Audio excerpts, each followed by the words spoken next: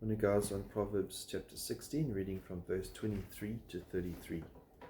The heart of the wise instructs the mouth and adds persuasiveness to his lips. So we're just going to look at a lot of the interaction between our hearts and what we say.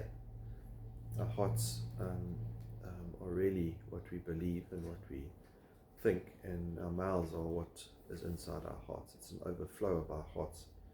Luke 6:45 puts it like this: a good man out of the good treasure of his heart brings forth what is good. The evil man out of the evil treasure brings forth evil, for his mouth speaks from what is filled in his heart.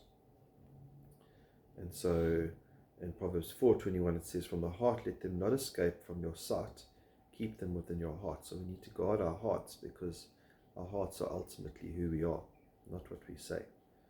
Verse 24, pleasant words are honeycomb, sweet to the soul and healing to the bones. And so when we speak and when we really love, and what our words can actually bring healing. We've all been in that situation where we've had the comfort of the hurt of words, and that comfort can actually restore not only our inner being, but our bodies can heal when we're told, and words of comfort. But our words we also need to guard our hearts, because our hearts can be very wrong.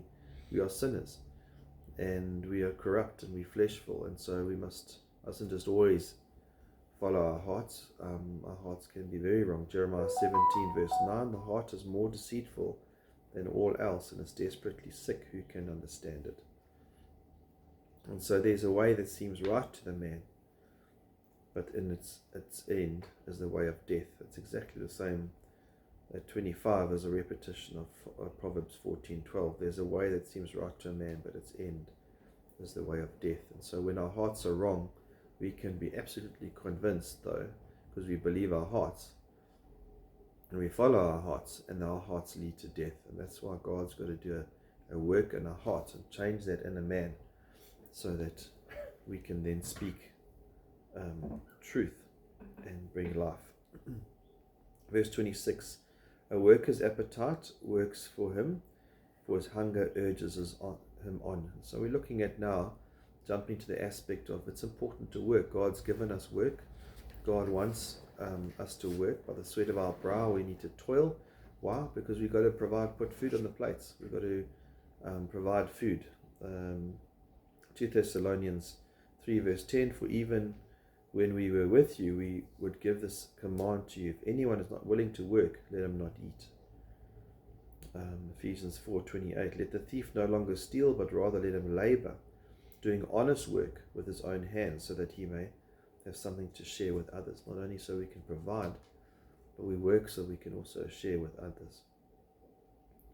Ecclesiastes 6 verse 7, all the toil of a man is for his mouth, yet his appetite is not satisfied. So we are made to work, we must work, but that work alone will not satisfy. Yes, it'll bring food on the table, but ultimately we need Jesus. We need our heart transformed so we can be completely satisfied.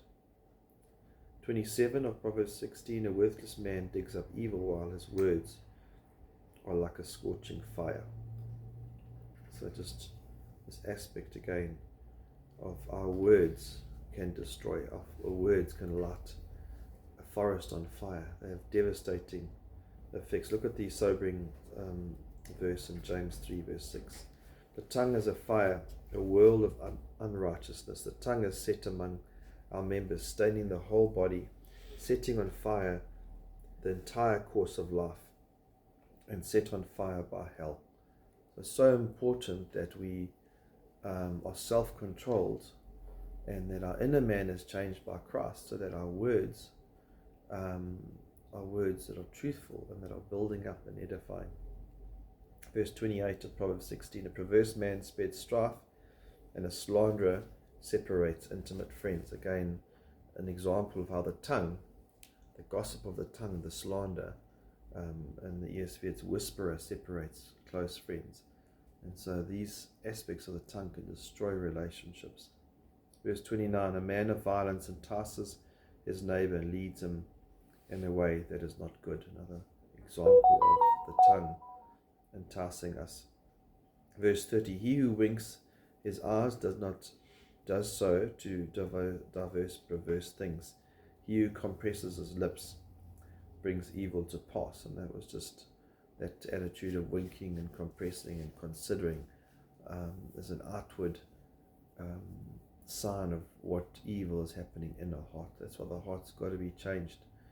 When we see those outward winking and that bringing the lips together, then we see that outward sign.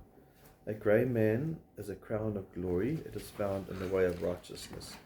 The glory of young men is their strength, but the splendor of an old man is their grey hair. So grey hair is a